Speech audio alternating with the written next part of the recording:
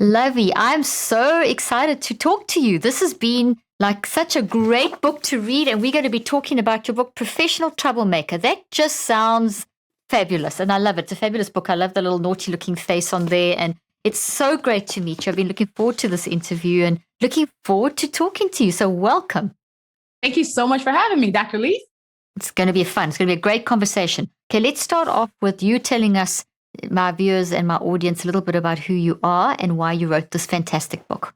Yes, I am a writer, a speaker, a digital strategist, and I am a lover of truth telling. And I have been working on these internets for about 18 years as somebody who uses her words to make people feel joy, think critically, and compel them to take action to leave the world better than they found it. And for me, this is my second book. My first book was called I'm Judging You, the Do Better Manual. I know, a fantastic book. And in that book, I talked about how we can be better at being humans, and here's how. And in Professional Troublemaker, I'm saying for us to be better at being humans, we're going to have to disrupt some of the spaces that we're in for the greater good. And we're going to have to do some things that are scary. So it's my best work yet, and I'm really proud of it. Oh, well, you should be. And I love the way you talk about being human. You know, I talk about it all the time because I work around mind and brain and talking about cleaning up the mental mess. And I say, we have to just be humans again. It's kind of like we've become avatars in this very fast-paced technological world, and we forgot about being in that human space again. And I think that really appealed to me about your book. So tell us more about the book in terms of, and then I'm going to dive into some more deeper questions. So just tell us a bit more about what were you trying to achieve? What was a bit more in-depth about your objective of writing this book? Yeah, in writing this second book, I really wanted to tackle the concept of fear and how we need to normalize the idea that we are going to be afraid moving through this world. Even when we conquer one fear, there's something else lurking that's going to be a challenge for us. And we need to not feel bad or attach guilt and shame to fear. Yeah, we just need to approach life with this idea that it's going to be scary, but we have to charge forward regardless. We're going to have to be troublemakers, not just out there in the world, but in our own lives, to live what is truly audacious, what is truly going to be a life that blows our minds, and a life that we look back on and say, I'm so glad I did it in that way. Oh, I love it. Okay, so based on that, I'm going to read, I dog-eared so much of this book. I love what you said here. Can I read it to you? Can I read you your own book? It's so nice when people read your own book. Have you ever had anyone read your book to you? It's happened a couple of times. Okay, so I'm going to read you a little paragraph that I loved. A professional troublemaker is someone who critiques the world, the shoddy systems, and the people who refuse to do better. Now, I just love that, okay? And then you say, as a writer, speaker, and shady Nigerian, I can really relate to that because it's hilarious. I mean, I love that. I'm the person who's giving the side eye to the folks for doing trash things. Let's talk about this, people who refuse to do better. You couldn't have said that in a more appropriate time that we live in. Like, it does feel to me like people are going backwards. And from my scientific research, we actually see people are moving backwards in their mind. Wow. And their thinking, feeling, and choosing, which is affecting life expectancy. And we're moving forward in technology. So we're becoming more machine-like and avatar-like and focused on the physical, but we're not dealing enough with being human. And I think that's why your book has appealed so much to me. So when I read that statement, I thought, okay, that is going to be one of my opening questions. People who refuse to do better. Take it away, Luvvie. I love that. People who refuse to do better. I think we're more conscious of the things that we do that are not okay. And sometimes the lack of action is intentional. Sometimes you know you're wrong and you should be better, but you just refuse to because you are comfortable doing things the way you've been doing it. And you're comfortable with wherever you're supposed to be, whatever you are right now. A lot of times I shouldn't be working here anymore, or I shouldn't be living here anymore. But you won't move forward because of whatever the reason is, because you have made a home in comfort, not a home where you're actually supposed to be. And I think for us as humans, as we become more machine-like, we have to even be more intentional now to be able to stop. What's operating? How am I programmed to operate? Is this actually productive for me? Should I fix it? And I think a lot of what I'm saying is we don't live audacious lives accidentally. We don't wake up one day and all of a sudden fight fear by accident. We don't tell the truth by accident. All of it is purposeful. So we actually have to make the decision to do them. They're not personality traits. Being bold is not necessarily just a personality trait. It's that I wake up every single day and make the decision that day I'm going to be as true as I possibly can be. That's a decision, right? And I think so many of us have to start making the intentional decision to be better for not just ourselves, for the community, for our families, for the world. And being better is not you wake up and make a grand gesture. It's in the small moments as much as it is in the big moments, because if the big moments come and you don't have practice of telling the truth in the small moments, you don't have language for the big moments. You don't even have the ability or the muscle built up to do it and be the person who shows up the way they're supposed to show up, which is why those small moments are important. The times that don't feel like they matter a lot, the times when nobody's watching, are just as important as when 1,000 people are watching, 12,000 people, 100,000 people are watching. It's why I'm just like, social media, I know has it's allowed us all to create different personas of ourselves. But my goal is to always be who I say I am, whether there's nobody watching or whether it's 360,000 people who follow me on Instagram. It's because in the small moments, I'm insisting on being true so that in the big moments, it doesn't feel so jarring. Oh, I love that. I talk a lot about how it takes 63 days. In my research, I showed how it takes 63 days to change a behavior. So we always think habits form in 21 days, but habits don't form in 21 days. They form in 63. And habits that change behavior take at least 63 days to perform. And it's in those 60, and it's those cycles. And every day it's something little that you do that is actually building and wiring that pattern into your brain in a proactive way. And that's what you're saying. It's not just something that you wake up from X. It's not an X to Y. It's not a sort of zero-sum game. It's not a sort of go from one point to the next. It is building up slowly. So I love how you say that we show up. And so people that aren't showing up and aren't doing better, they're making that decision every day to stay the same. That's pretty much what I'm hearing you say. Yeah. And I validate and affirm the fear of it all, right?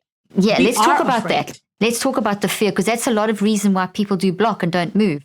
Yeah, because you're afraid of rejection, disappointment. You're afraid of failure. Sometimes you're afraid of success. But what you know is comfortable is where you are right now. So you decide and choose to stay there, because you don't want to be disappointed. You don't want to wish for more, not get it, and then wonder why you tried. You don't want to be the person who feels like, I had hope and then I was let down. But I think you can't afford to not have hope. And you can't constantly brace yourself for the impact of disappointment. Because what will happen is just the very act of you expecting to be disappointed means you are less likely to take the risk that you probably need to take that will lead to the rewards, right? So it's in the moments when you're like, I want to ask for a raise, but I'm afraid they're going to say no. So then you never ask, right? So in that moment, you have opted into the worst case scenario because you're afraid of disappointment, when you can say, you know what? The best case scenario of me asking is that they say yes, and I have more money in my pocket. The worst case scenario is they say no, and I'm still in the same place. But because we build up these fears to basically become dragons in our own heads, we will allow the dragon to stop us. We will allow it to tell us, you know what? Don't ask for the raise. Don't ask for the promotion, because they might say no. Okay, if they say no, what do you lose? But the thing that you lose by not asking is that best case scenario, the yes, the thing that could transform your life possibly, the thing that could change your family's life in a good way. So I'm just, the fear is real. And I understand why we are afraid of the no, the rejection, the disappointment. However, the dragon wasn't that big. We created the dragon in our heads. The no that we're afraid of, that no is not really going to disrupt our lives. It just might hurt our feelings, right? It might just hurt our feelings, which you can deal. Your feelings been hurt before. It doesn't break you to hear the no, but because we've given the no so much power, we let the no be what stops us, the no that we are afraid of. And in those moments, we have to put fear in perspective. We have to say, is this fear productive, or is this actually stopping me from doing what I'm purposed to do? And I think productive fear is what keeps you from physical danger, right? you being afraid of putting your hand in fire because you know you would get burned. You being afraid of not wearing your mask outside during a pandemic. That keeps you safe. But that same thing is what keeps you from doing or saying what you know you should do or say. That same fear is what keeps you from having a tough conversation with a family member or with a friend or applying for the degree, right? Or whatever the thing is. So don't let fear, and your fears, whether valid or not, don't let them be the first factor in your decision making. That's when we lose.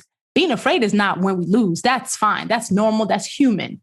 But moving past the fear is what we're asked to do. That's where courage is. Because without fear, you can't have courage. If it was easy, it wasn't courageous. It wasn't brave. So you already have the fear part down. Now move forward and do the thing anyway. I love it. And you know what you say, do it anyway. Let's say that they do ask for the raise and they don't get that. But the mere fact that they've actually asked for it's already one step forward beyond not doing anything. Yes. So it's to be able to be comfortable with not getting what you think is the outcome because you've still learned something. You've still had the courage to step forward. You still actually conquered a fear and did it. Doesn't matter if you did get it or didn't get it. The fact is that you went in on a journey of courage. And that's like super important. And I like the perspective angle. It's looking at things from another angle. It's like seeing, well, that's not really a failure. It's, well, that didn't work this time, but at least I did it. And so instead of, it didn't work and giving up, I'm hearing you say, well, no, it's actually a little step forward. You didn't get it, yes, or you did, fantastic. But if you didn't, it's still progress. You still did something. You didn't just stay there wondering, what if? Yes. And living in what if land is giving into fear, isn't it? Yes, I think I would rather live an oh well I tried life than a what if I would have tried. Exactly. My whole thing is I don't want to regret. I don't want to wonder what if I had gotten the yes. Exactly. How could that have changed something for me? And I understand the fear. I know it. I've had moments where I've made decisions based on my fear. And in those moments, I usually learn the lesson all over again. It's like the thing that you said no to was not that big of a deal. You could have handled it. Exactly. And you could have actually gotten the yes. And my TED Talk now has almost 6 million views. Wow. That's fantastic. I said no to it twice because I saw that. Yeah. Yeah. I was afraid I wasn't ready, that I would bomb. I was afraid that I'd get on that stage and not give the talk of my lifetime. And I'd do so bad that I'd stop being invited to speak at other places. But I had a friend who basically gave me perspective and said, no, you got this. I need you to get off my phone and go write this talk. And I think about that moment because that moment was the difference between me doing this thing and not doing this thing. This friend who loaned me courage. Loaned you courage. I love that. This friend loaned me courage. It's beautiful.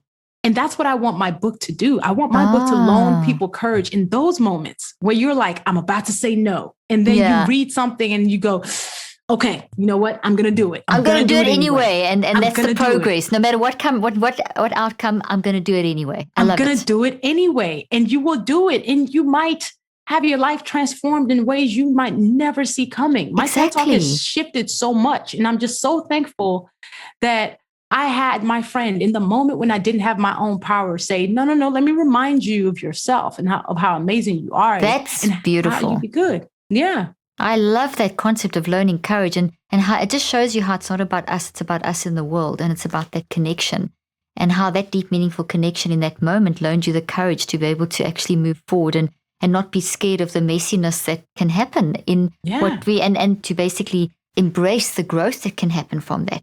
And I think that, don't you think, Luvvie, just want to throw this out there, we live in such a world that has become so focused on the external and the external value of you've got to have this to be recognized, you've got to get this, you've got to do this many things, you've got to have this many likes, you've got to have this award, you've got to have that. So it's very external. We've moved away from that internal satisfaction. So if we set a goal like, I want to get that job and get that raise and I'm being a failure if I don't get it, we need to move from, that's that external reward. We need to move to more of an internal thing where, hey, I tried it anyway. And actually, what does that mean? It's not just that I failed, it's actually what have I learned from that? So it's more of an internal reward to the current extrinsic kind of focus. A lot of focus on this sort of mechanistic biomedical model that has led us to look at the external, the wellness industry, which is all great and well. There's some brilliant things, but there's a lot of focus on the external reward. And it's moving us away from that internal recognition of who I am and what I can achieve. What do you think about that? Yeah, I think us looking inward is necessary as we have so much information at our fingertips in this world. We are all technically more connected than ever because we can reach each other easier, but we're also disconnected. Yeah. Because I think we are removing or attaching shame to very human emotions like fear. Exactly. We're attaching guilt to it. And then also we're distracted because we're constantly on our phone. So our time for introspection is probably less than ever. It's probably but I think what we're missing in that is that we are missing chances to really grow and evolve emotionally. We're evolving physically, but emotionally, I think humans, like you said, we're regressing because we stopped spending time with ourselves, with each other in real ways. We stopped telling the truth to ourselves because now we have all these distractions sitting at our fingertips that allow us to not do it. But I think that's been the gift of COVID for me. And I hope a lot more other people. Yeah. This last year of the world shutting down was a gift. It was truly a gift that if we don't take advantage of it, we've wasted time. And I think the gift is that with distractions gone of running around, we don't have to go see this person. We're not running to catch flights. It was our moments to sit with ourselves in our houses, in our four walls. And rethink. Yeah. And rethink our values. Rethink our values, affirm some of them, switch up some of them, figure out if we like who we've become. Love it. And this last year, I realized I love who I am. I love who I've become. And the thoughtfulness that I'm growing up with, that I'm making sure I'm evolving with, that as my platform grows, as my name is known by more people, it actually means I need to turn more inward, not more outward. It means I need to make sure that I continue being the thinker and the writer and the leader that I would be proud of in 10 years. And all of that, actually, writing this book in itself was cathartic to me because I think it was a moment for me to stop and think through all these things and think through all the moments in my life when fear ran the play. It allowed me to kind of reflect and see who I'll be in 5 years and if some of these words will help that woman. And I feel like I wrote this book for myself in this pandemic because it was a book that I'm like, I need it now. Like, I want it now to read it. Yeah, see, you said that. You actually had a little part about why you wrote this book, and you had 3 little points. This is also the book I needed when, and you have the 3 points about when. And I thought that was excellent. And you did. So I assume this is what you're talking about now? Yes. Can I quickly read it back to you? So you wrote Absolutely. This is also the book I needed when I knew I really didn't want to become a doctor, but since it was a dream I tied myself to since I was little, I was afraid of choosing something else. In your second point, I didn't call myself a writer even though I'd been writing 4 times a week for 9 years, and my words were reaching people in ways I'd never imagined.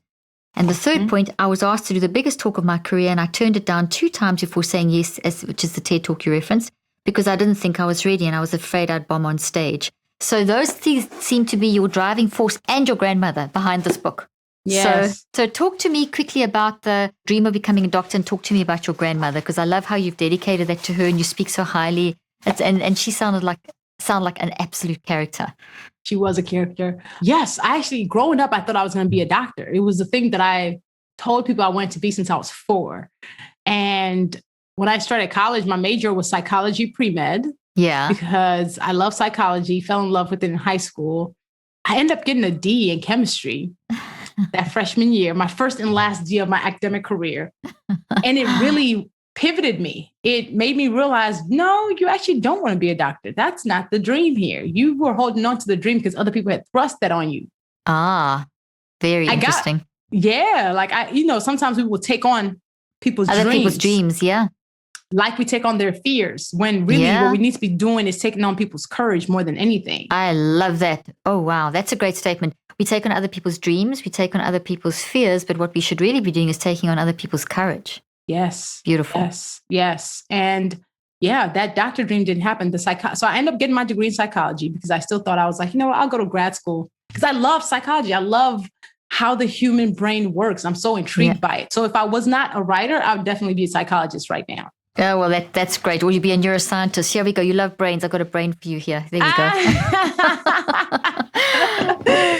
But my grandmother was really who I realized as I grew up, I was watching and who was giving me permission to be this bold woman who spoke the truth, who was herself without apology, and who allowed herself to be celebrated. My grandmother her name was Fumilayo Faloyin. We called her Mama Faloyin, but I called her Grandma.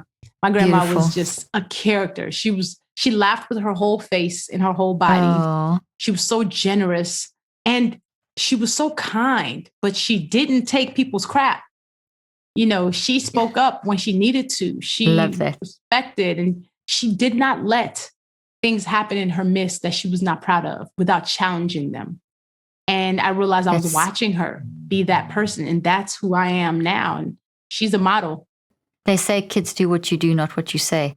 So, that really was, to have a role model like that is fantastic. I like the way you say she didn't take, she didn't take what was not right. She would stop and she would question, and I love this. As an elder Nigerian stateswoman, she was the epitome of giver of no dams. That made me chuckle. So she was too old to be checked. She knew how to take up the space she was given. Now, that also caught my attention.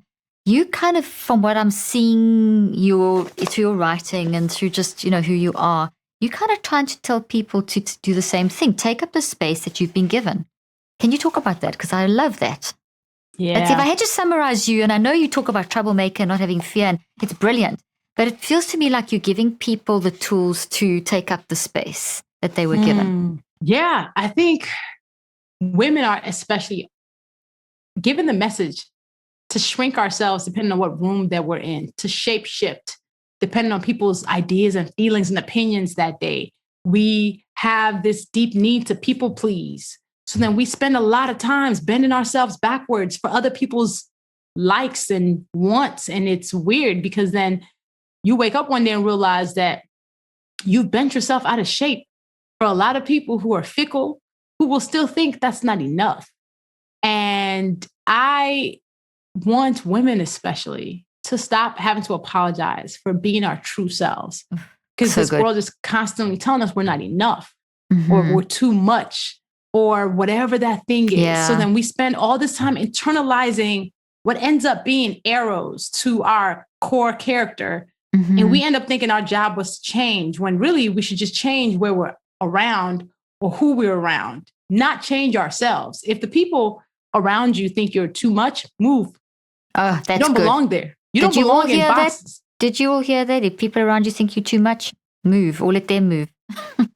Correct. Or even better, they can move out of the way. Yeah, even better. They can move out of your way. You don't have to move all the time. They can move because if your bigness, if your greatness is somehow an affront to them, then they have to move because your star is too bright for them. And that's not your problem. That's not your business. And it's not for you to internalize. It's not for you to shift.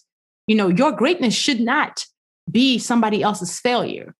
And it should not be a projection of somebody else's failure. That for them is their trauma response to you. And I'm always I can't be smaller because you are offended by my bigness. Oh, I can't. That's so good.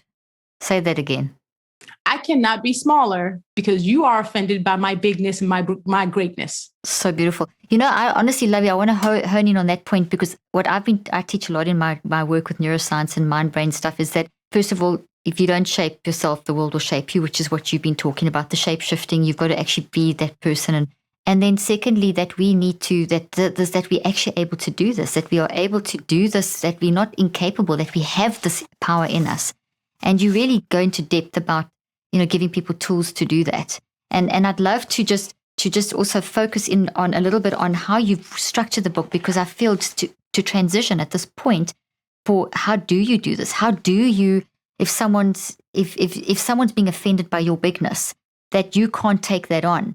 So how can you take up the space? How can you be that effective troublemaker who's not trying to cause problems for the world, but who's trying to actually help you take up your space and be the person you're supposed to be and do this, stand up for what's right, etc. What all that means to you. So you broke up your book into be, say, and do.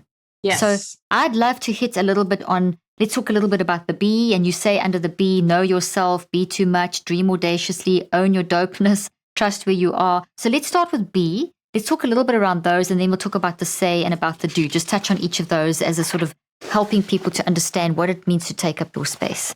And to be a Yeah. troublemaker, how you're using the concept of troublemaker and not fearing to take up your space through be, say, do. Have I said that correctly? Have I summarized your? You did. I put the book in 3 sections because I feel like it's a chronological sequence. Yeah. You know, to be, you got to work on a whole lot of mindset issues, a lot of limiting beliefs, some of the things that have kept you feeling like you cannot go for what you want, that you're not deserving of what you want. And some of that has to be let go of. It's like baggage that's weighing you down. Yeah. Then you have to start putting words to this new boldness. You have to start speaking up in the rooms and not being silent, because you know that your voice and your story matters, even just as much as anybody else, just as much as the person who is loud in the room. Your voice matters. So you got to start using it. And then the do is now you got to put action to these words. You got to put foot to the pavement, make something happen, do something different. You know, your words do not matter if they don't match what you're actually doing.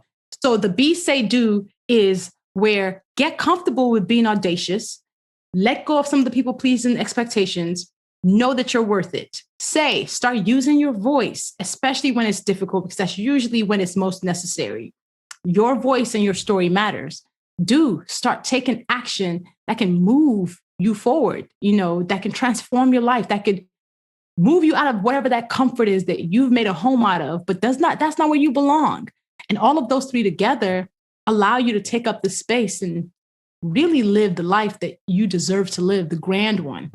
That's lovely. Okay. Can you get practical now in terms of, let's take each of those concepts, the be. So let's talk about what could you help someone in terms of know yourself? What would be like a first step or a little tip in know yourself? How would you get the person going with that? And the reason I say know yourself is because we just discussed around how we can be so easily shaped.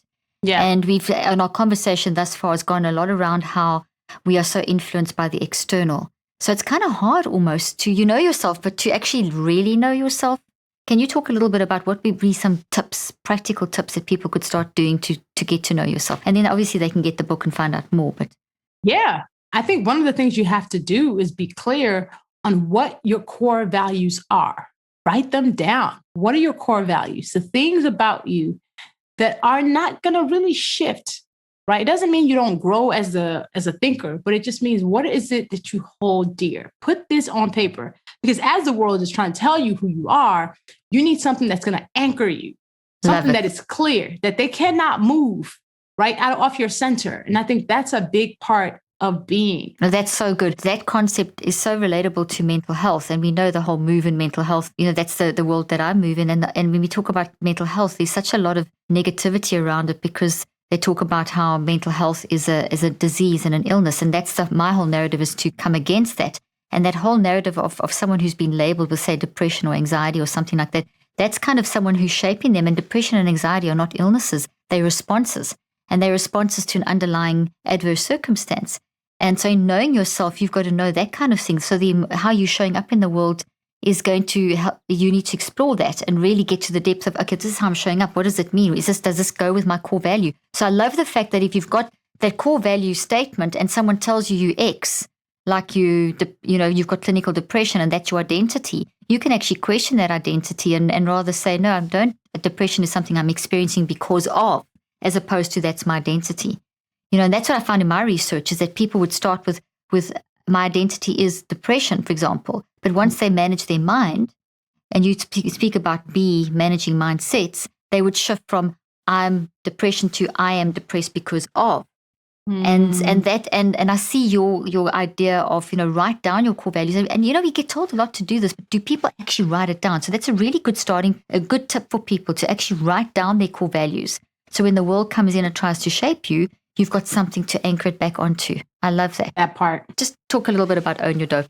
Don't diminish your gifts to make other people comfortable. Nobody wins when you're self-deprecating, because you don't get to live in your full amazingness. And then you're trying to make somebody else feel better because you don't want to offend them with how amazing you are. I think we all need to own it. Women are especially taught that humility is what we need to be like to live in. And I think we've gotten the concept of humility wrong. I think humility is not about me saying I'm just okay. No, I can say I'm an amazing writer. I'm an amazing speaker. But I know that I'm able to be these things, these titles, because of a mom who sacrificed a lot to bring me to the United States, a grandmother who I was able to watch, who had learned some of these lessons before I showed up so she could show me her full joy. God for the given gifts that I have that I honed. And some of the writers who came before me who did work so I could show up and be able to be myself. So I'm humble in that I will always give credit to those whose shoulders I stand on. But I am not humble because I won't admit to you that I'm good. No, no, no. I'm amazing at what I do. And I think we need to not be shy about saying that. Being arrogant I agree with you. Is if you just think you're amazing and you just did it all by yourself, by your own lonesome. Yeah. Nobody ever helped you. That's this is pride. just because you're magical. Right. That's arrogance. Arrogance is not saying, I am really good at this thing. I would love to help you at it.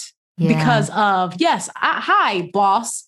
I'm really amazing at my job. I've done these amazing things while I've been here. 8 reasons why I've brought value to the company. This is why I would love this raise because I've earned it, right? That's not arrogant.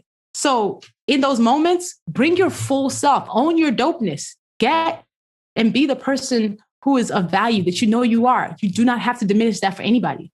Love it, love it. Okay, I like trust where you are. Briefly talk about trust where you are. This is still under the B section, just for the viewers and listeners.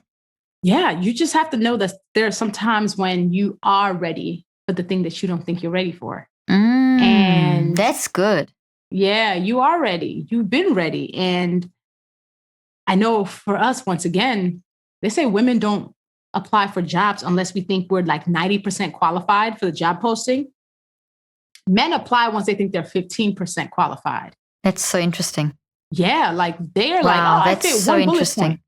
So why are we not trusting ourselves? Why are we not thinking we're good enough? Once again, why are we letting imposter syndrome stop us from doing these things when others are not? You know, there are a lot of people who are big successes, not because they're smarter than you or they know better than you or they work harder than you, simply because they think they deserve success. So imagine if the smart people who are thoughtful, who are hardworking, started really believing their own hype, we would win. And we all win. I love that because we all win. It's not that you said we will win. That's beautiful because it's the person wins, but also we will win because it's not about you. It's about you and the world. So it's an enhancement culture versus a competition culture.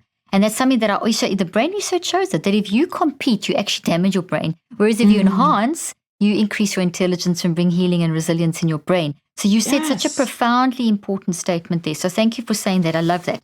Okay, I'm going to just grab a couple of things out of say and a couple of things out of do. Is that okay with you? Yeah. And you just take it where you want. I love this. Okay, so fail loudly. Talk about that. This is under the say part now. So this is now, we've moved from the sort of the B part, we're moving to the say part. So this is now the speaking. This is what you're going to start saying. These are the words attached to the changes you've made internally in the B section. Yeah.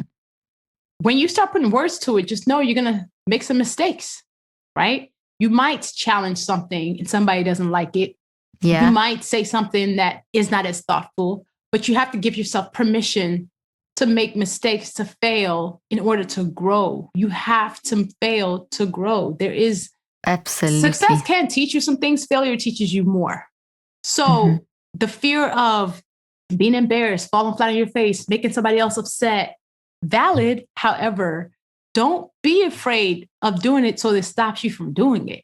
I think the value and failure doesn't really exist if you've learned something, if whatever the situation is, has gotten you to a better place as a thinker, as a leader, as a person, a human, a vulnerable being. I don't think it's a failure because on the other side of it is a better version of you. And I think that's valuable. That's beautiful. That's beautiful. That being able to grow forward and to accept who you are and accept the failures, not as failures, but as lessons that you've learned. It's just so, in every failure is an incredible lesson that'll catapult you forward if you prepare to dive into that. And I know we hear this, but to actually do it is another thing. We've got to start doing that. So that's really powerful. Ask for more. I like it.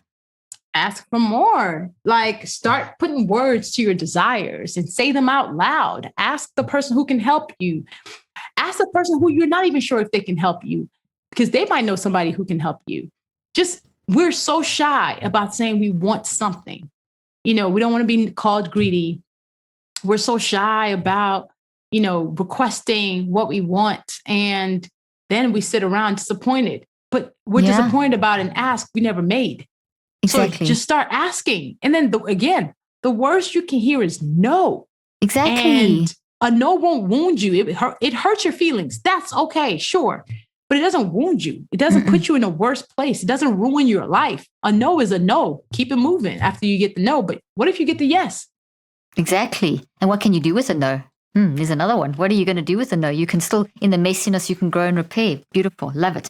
Okay. Draw your lines. Draw your lines. Create your boundaries.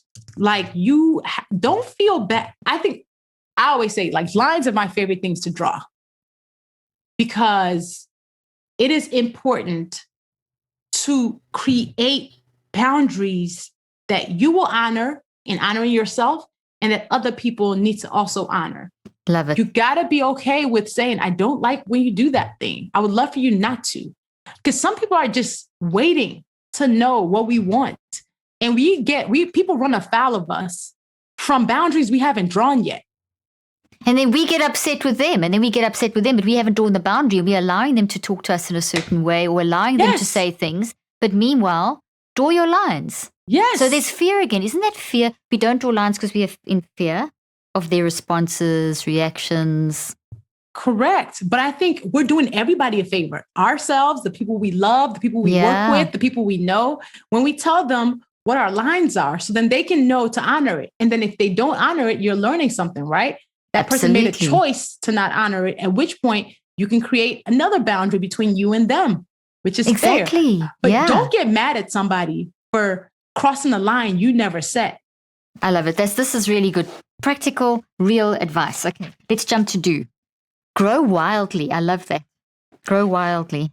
Grow wildly. Give yourself the permission, not just chance, the permission to change, to be a different person sometimes, to change your opinions and your thoughts, to deepen your thoughts, to change your preferences.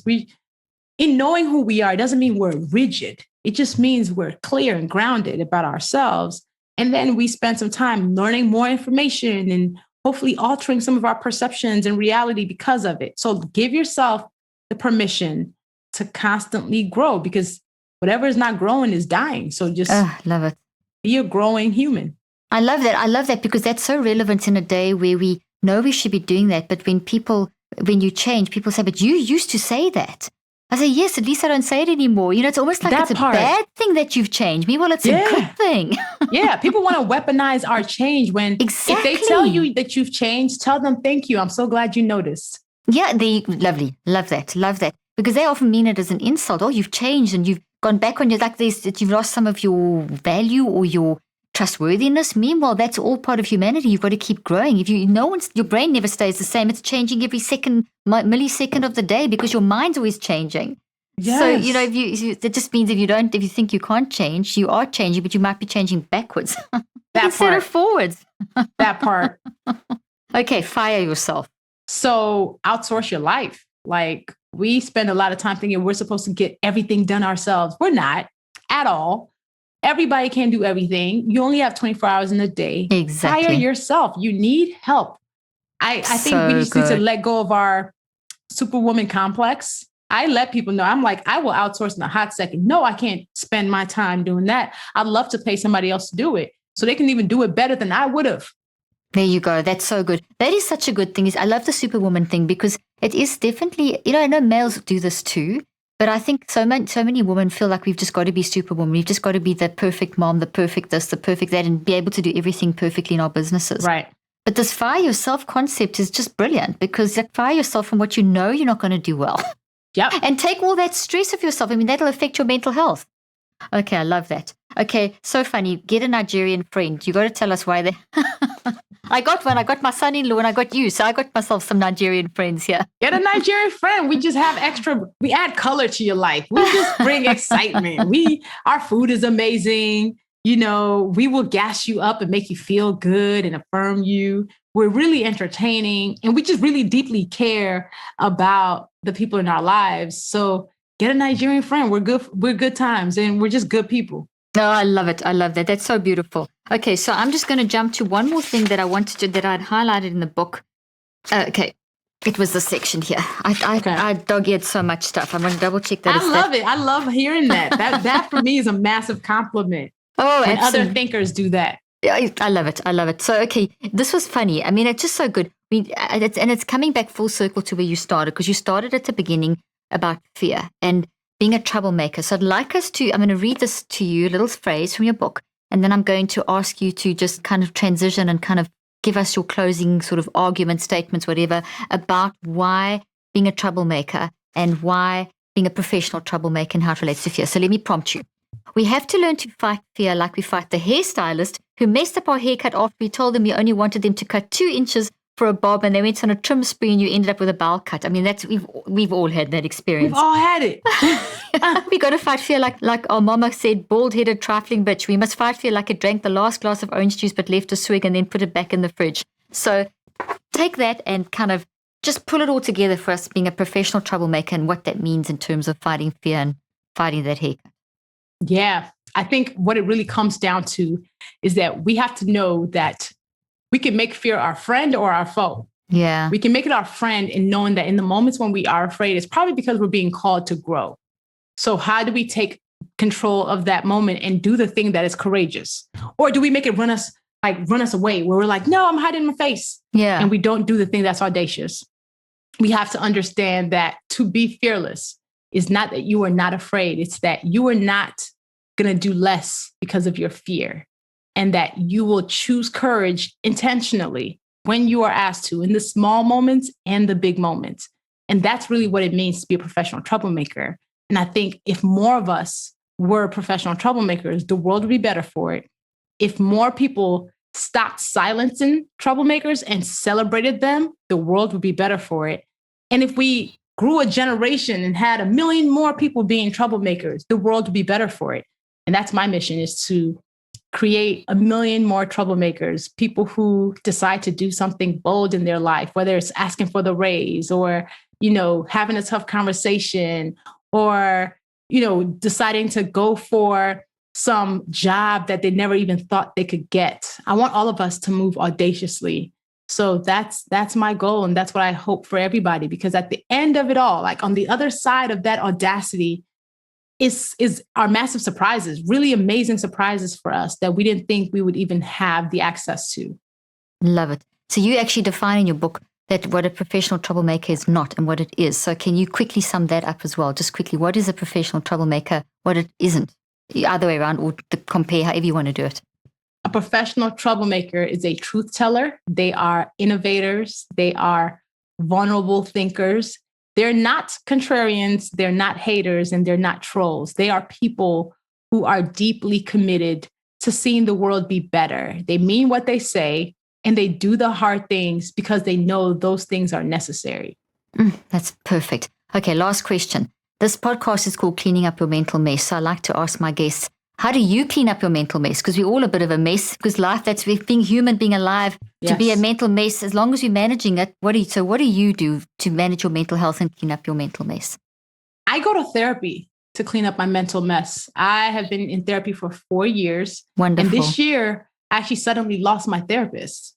Oh. So I am now back in the process of finding a new therapist, because it is just that important for me to clean up my mental mess. So yes. Oh, that's wonderful. I have so enjoyed talking to you. People, where can they get this book? Everywhere where books are sold. I mean, that's the answer, isn't it? Everywhere books are sold. Get the hardcover, though. You're going to want to highlight some things. But sure. And there's a couple of like quizzes and some nice photos. And Yes. And follow me on social. I'm at Luvvie everywhere. And Dr. Leaf, I have so much respect for you. I've been following you for probably since last year, for at least a year. I see your posts. And I appreciate the work that you put forth in loaning people courage too with your platform. Oh, well, thank you so much. I appreciate that so much. And it's a tremendous honor to speak to you. And I'd love to continue this conversation again, because I only got to like the first little part of the book I've got the rest of the book that I need to talk to you about. Yes. So let's do this again sometime. And thank you so much for coming on the podcast and for your wonderful pearls of wisdom. And let's go out there and be troublemakers. Well, thank you for having me. More to come. More to come.